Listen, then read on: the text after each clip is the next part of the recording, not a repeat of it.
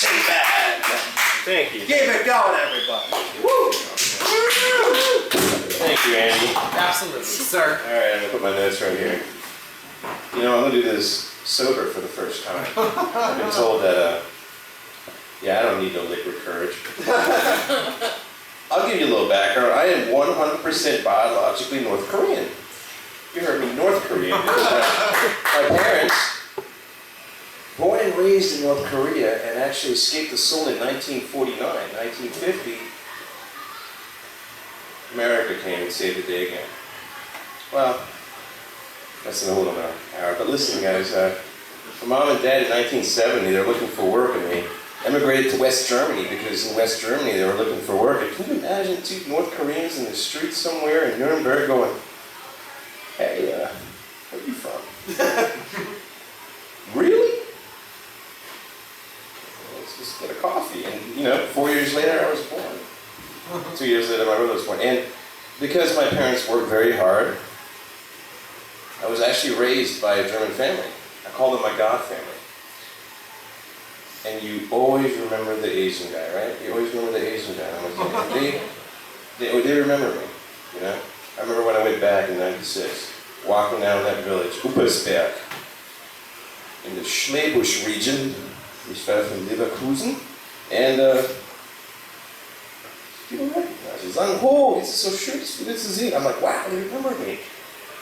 You always remember the Asian. I mean, I remember arriving in the U.S. My parents were amazing. They stood in line, guys. They stood in line for 2 years to the Frankfurt Embassy. And when we got to Baltimore International Airport, we had green cards waiting.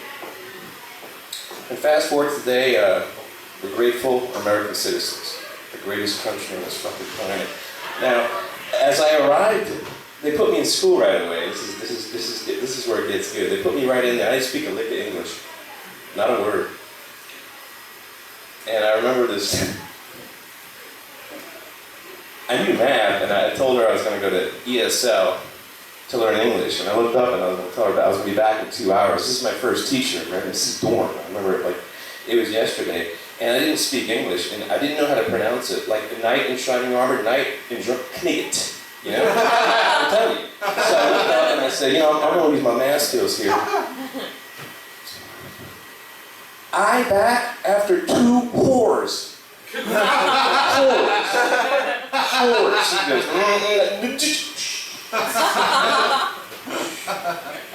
and it was awkward because story time, all the English lessons, she would tell a funny story, read a good book. And the kids would laugh, and I had to laugh because I didn't know what was going on. I wanted to fit in with the crowd. And let me tell you guys, though, when it came to math, in Germany, I was 2 years ahead. So when it was math time, ever seen A Beautiful Mind? I mean, it was something else. When it was time for me to go up, I was like, all right, here we go.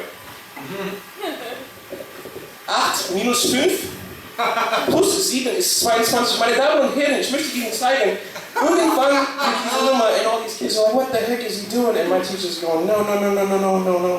Just, no.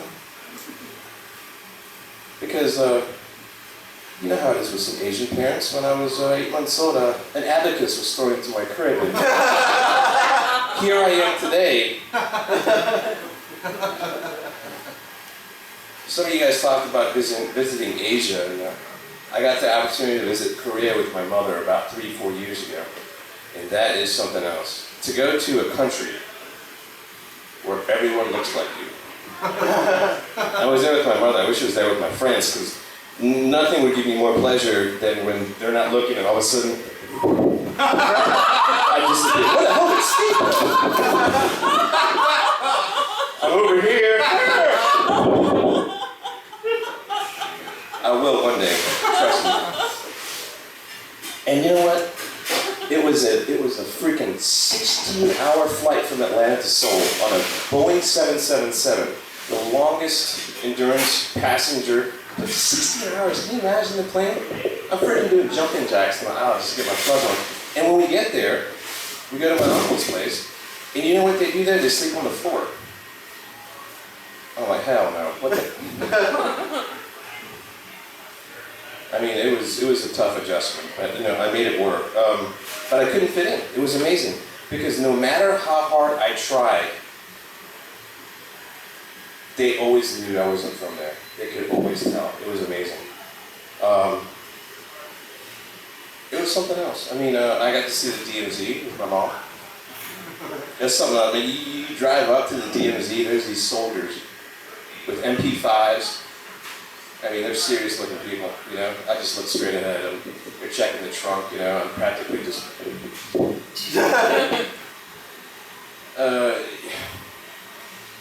It was really an experience I'll never forget. And it's only when you can appreciate a place like that where my parents left to seek a better life. I'm very grateful. I'm very grateful for that regard. You know what I did recently, guys? I left my day job. I just walked out 3 weeks ago. Woo! Me too, man. What's up? What's up? Just walked out of that cubicle farm. Woo! There's one thing I do like though. I like office pranks. You look it up on the internet, there's a wealth of information. You ever page yourself?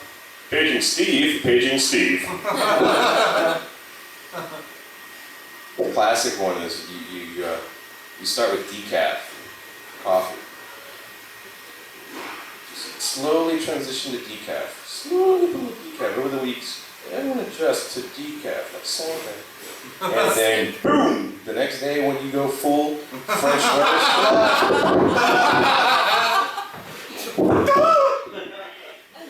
Wow, it's something else. The best is if you put a sign on there that says, voice activated, new technology. Brew. Off.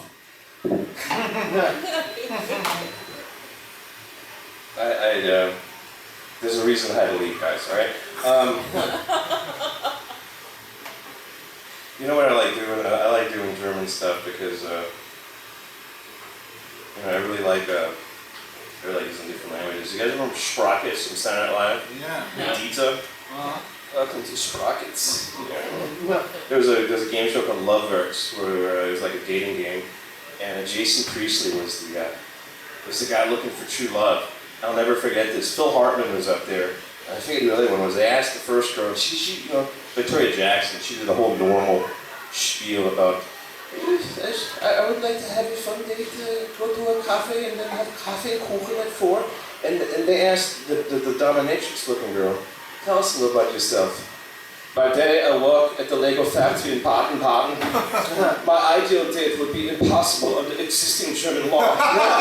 But there would be a lot of pain, humiliation, despair, and of course, Kaffee Kuchen at 4. And then Phil Hartman comes, and he sees his makeup's all messed up. My date would begin with me opening the door, pushing you to the ground, making you drink antifreeze, pissing on your face, shouting, house on fire, put it out, put it out. It's just the classics. Guys, that's my time. I appreciate it. Thank you very much. Keep it going for Shinbad, everybody. And for the record, I love this man sober now. I love you sober. Thank you. Next comedian coming to stage. Good up for Mr. Evan Pickfield.